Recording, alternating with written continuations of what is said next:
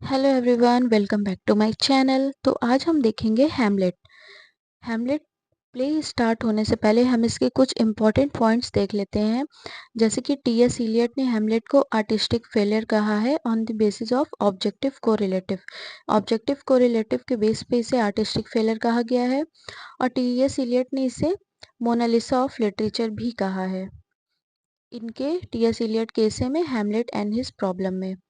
उसके बाद हम ये इम्पोर्टेंट देख लेते हैं कि शेक्सपियर ने रोल प्ले किया है बहुत सारे प्ले में अपना।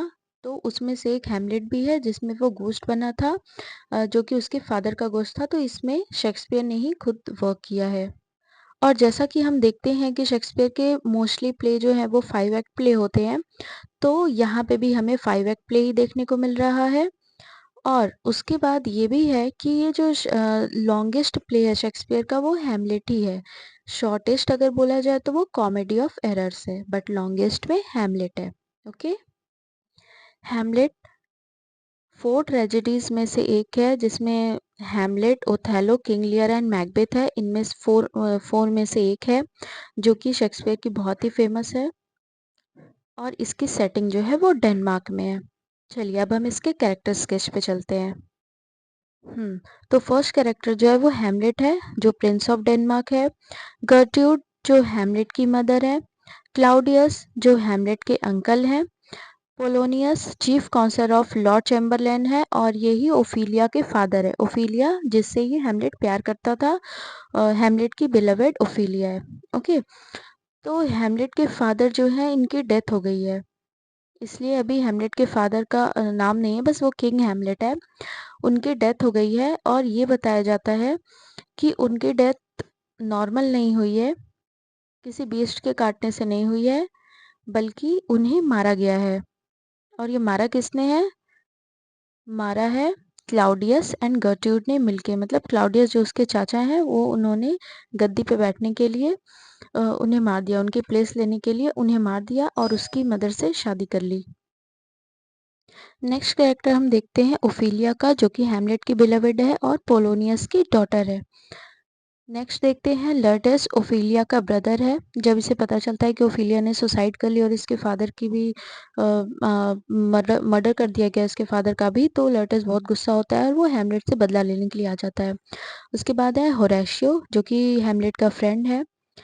और यहाँ पे 2 और फ्रेंड दिखाए गए हैं हैमलेट के, रोजेनक्रैंज और गिल्डेनस्टर्न, जिसे कि क्लाउडियस ने हैमलेट को मारने के लिए पूरे प्लान में शामिल कर लिया था। तो ये इसके फ्रेंड है।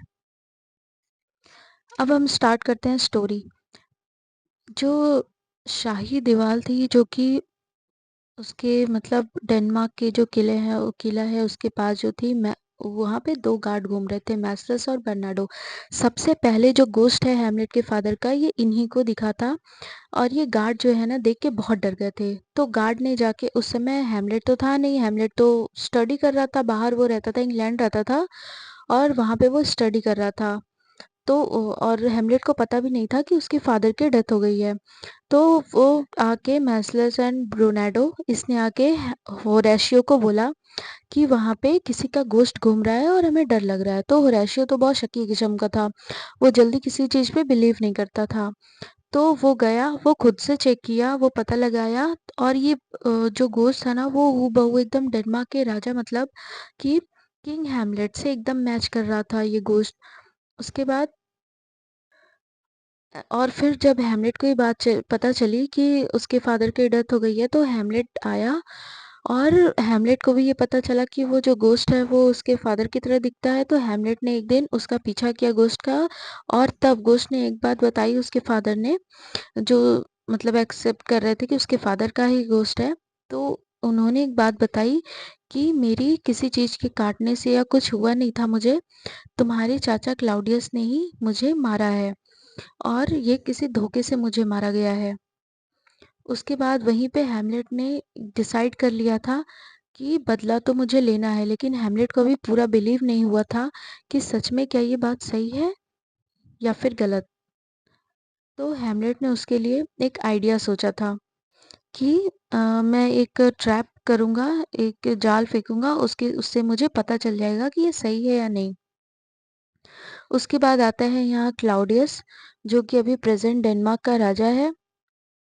क्लाउडियस वैसे तो सही नहीं किया है उसने, लेकिन एक एस्पेक्ट से हम देख सकते हैं कि वो सही है, क्योंकि उसने नॉर्वे के हमलों से अपना डेनमार्क को बचाया हुआ है अभी तक। बस इसलिए उसे थोड़ा ठीक कहा जा सकता है। इसके बाद हैमलेट एक प्लान करता है। हैमलेट सबके सामने पागल होने का नाटक करता है। कई बार उसे ये भी दिखाया गया है कि वो सॉलिलॉकी करता है। सॉलिलॉकी अगर आप लोग को पता हो तो वो खुद से मतलब सॉलिलॉकी कुछ एक डायलॉग स्पीच होती है, वो डिलीवर की जाती है और मोनोलॉग ये अकेले में बोला जाता है। तो हैमलेट ये सब कर रहा था, तो लोगों को लग रहा था कि ये पागल हो गया है, लेकिन हैमलेट तो नाटक कर रहा था। और उसके बाद फिर क्या होता है, क्लाउडियस और गर्ट्रूड जो इसके चाचा हैं और जो इसकी मदर है, वो बहुत ज़्यादा परेशान हो जाते हैं कि ये हुआ क्या? आखिर ये हुआ कैसे? ये हैमलेट की हालत कैसे हुई? उसके बाद इसके चाचा ने क्लाउडियस ने इसके 2 दोस्त रोज़ेनक्रेंज़ एंड गिल्डेन्स्टर्न को बुलाया और उससे बोला कि ये हैमलेट की हालत कैसे हुई है, ये पता करो। ठीक है? इधर क्या होता है, हैमलेट ने एक नाटक कंपनी को, एक ड्रामा कंपनी को बुलाया अपने पास और उसके बाद उन्हें ये प्लॉट समझाया कि जैसे-जैसे कि उसे घोस्ट ने बताया था कि ऐसा-ऐसा हुआ था मेरे साथ, हैमलेट ने एकदम हूबहू वैसे ही उन्हें एक स्क्रिप्ट लिख के दी और बोला कि ऐसे ही तुम्हें परफॉर्म करना है। और उस प्ले का नाम भी दिया गया था मर्डर ऑफ गॉन्स। तो और इस प्ले को माउस ट्रैप प्ले भी कहा जाता है, क्योंकि इसी में पता चलेगा कि क्लाउडियस सही है या नहीं। क्योंकि हैमलेट को बिलीव तो था ही, बट उसको प्रूव करने के लिए कुछ तो चाहिए था ना, तो इसलिए उसने ये प्ले एक्ट किया, करने का सोचा। फिर जैसे ये प्ले होता है स्टार्ट, उसके बाद जब उसके फादर की मतलब वो डेथ दिखाई जाती है ना, जैसे क्लाउडियस ने किया था उसके पापा के साथ, तो वहाँ से क्लाउडियस उठ के चला जाता है गिल्ट के कारण। और उसकी मदर गर्ट्रूड भी आधा प्ले छोड़ के ही चली जाती है। ठीक है? इसके बाद ये दिखाया गया है सीन में कि अब उसकी क्लाउडियस जो है वो अकेला है अपने रूम में, लेकिन वो हैमलेट उसको मारने का सोचता है, बट वो क्यों छोड़ देता है, क्योंकि वो उस समय प्रेयर कर रहा होता है। भगवान के सामने वो प्रेयर कर रहा होता है और हैमलेट सोचा कि अकेला तो है, बट अगर मैं अभी इसे मार दूँगा तो ये स्वर्ग में जाएगा और मुझे इसे नर्क में पहुँचाना है, क्योंकि इसने मेरे फादर की जानबूझ के उनका मर्डर किया है।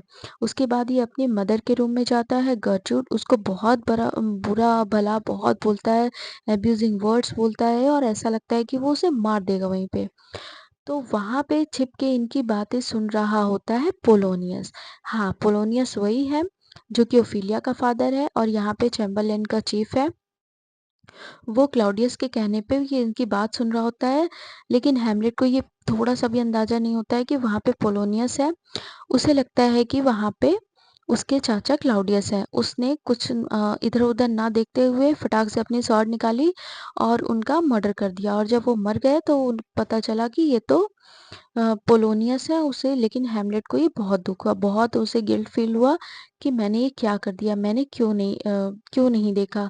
उससे ये गलती से हुआ था, उसे वो मारना नहीं चाहता था। इसके बाद दिखाया गया है कि यहाँ पे महल में जो भी कोई भी अगर गिल्ट फ़ील होता था ना, तो उसे एक्साइल में भेज दिया जाता था। लेकिन उसके चाचा ने प्लान बनाया उसके दोनों दोस्त के साथ, जो मैंने पहले नाम बताए थे ना, रोज़ेनक्रेंज़ एंड गिल्डेन्स्टर्न, वो प्लान किए कि इसे इंग्लैंड भेज के मरवा देंगे। वो उसका भला नहीं चाहते थे, वो चाहते थे कि इंग्लैंड भेज देते हैं और मरवा देते हैं, लेकिन उसकी मदर को ये नहीं पता था कि ये प्लान बना है। उसकी मदर को ये लगा था कि चाचा बहुत अच्छे हैं इसके। इसके बाद क्या होता है, वो दोनों फ्रेंड के साथ उसको भेज देते हैं और एक लेटर देते हैं, लेटर दे के भेजते हैं जो कि इंग्लैंड के राजा को देना था। उसके फ्रेंड को लेटर दे देते हैं और वो इंग्लैंड के राजा को देना था और उसमें लिखा था कि हैमलेट जैसे ही पहुँचे वहाँ उसकी मर्डर कर दिया जाए उसका। इधर ये दिखाया गया है कि पोलोनियस की मौत के बाद मतलब ओफिलिया के फादर जब मर जाते हैं तो ओफिलिया ने भी अपनी जान दे दी है। और ये पता चल गया है उसके भाई को, लेटस को। लेकिन हैमलेट जिस जहाज पे जा रहा था, हैमलेट और उसके 2 फ्रेंड, वहाँ पे देखा जाता है कि डाकुओं ने हमला कर दिया है और हैमलेट क्या होता है, बच के डेनमार्क भाग आता है। लेकिन यहाँ भी आके उसका मतलब कोई फ़ायदा नहीं होता है, मर ही जाता है। यहाँ आके उसे पता चलता है कि ओफिलिया ने भी अपनी जान दे दी है, तो वो उसके फ्यूनरल पे जाता है, जहाँ पे उसका अंतिम संस्कार किया जा रहा होता है। वहीं पे इसका भाई लेटस भी आ जाता है, उसे पता चल जाता है कि दोनों की मौत हो चुकी है, मेरे पापा की और बहन की, सिस्टर की। तो यहाँ पे वो पकड़ लेता है। उसके बाद क्लाउडियस इतना चालाक था उसका चाचा, उसने अपने लेटर्स को अपनी साइड मिला लिया और उसने बोला कि यहाँ पे हम लोग एक मुकाबला करते हैं।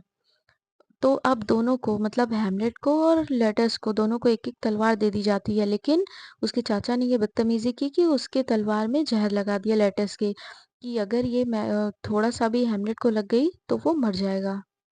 उसके बाद इन लोग की लड़ाई होती रहती है। उसके बाद वहाँ पे क्लाउडियस ने सोचा कि वो हैमलेट जीत रहा होता है, तो क्लाउडियस ने सोचा कि चलो हैमलेट जीत रहा है, तो इसके जो जीत जाएगा उसे एक कप दिया जाएगा, वाइन का एक कप दिया जाएगा। लेकिन यहाँ पे उल्टा हो जाता है।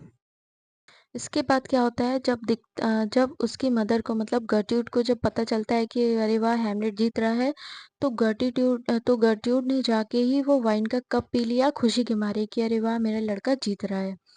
लेकिन उसे नहीं पता था कि उसमें ज़हर है, गर्ट्यूड तो तुरंत ही मर जाती है। उसके बाद लड़ते-लड़ते दिखाया जाता है कि इनकी जो तलवार है, स्वॉर्ड है, वो एक्सचेंज हो गई है। एक्सचेंज हो जाती है और अब क्या होता है ना, अब लेटर समझ जाता है कि जानबूझ के ये सारी प्लान किया गया है क्लाउडियस के द्वारा हैमलेट को मरवाने के लिए। और गलती से ये तलवार हैमलेट को भी लग जाती है और इधर जो है लेटर्स भी मर जाता है उसी तलवार से, उसी स्वॉर्ड से जिसमें ज़हर था। उसके बाद क्लाउडियस मरता रहता है, तब वो कहता है कि अब मैं इसे तो छोड़ूँगा नहीं, उसके चाचा को, तो वो क्लाउडियस को भी मारता है और खुद भी मर जाता है। इधर ये भी दिखाया गया है कि जब नॉर्वे के राजा को पता चलता है कि ऐसा-ऐसा हो रहा है, तो वो फोर्टिनब्रास वो इसलिए नॉर्वे चिढ़ता था क्योंकि नॉर्वे के किंग को डेनमार्क के राजा ने मारा था, लड़ाई में हरा दिया था और इसलिए वो लोग बार-बार हमला करते हैं। लेकिन ये जब फोर्टिनब्रास का बेटा जो आता है ना, तो वो आता है और जब होरेशियो उसको पूरी कहानी बताता है, तो होरेशियो पूरी स्टोरी बताता है हैमलेट की और होरेशियो तो इतना अच्छा फ्रेंड था कि होरेशियो भी चाह रहा था कि वो सुसाइड कर ले कि जब हैमलेट नहीं है तो मैं क्या करूँगा?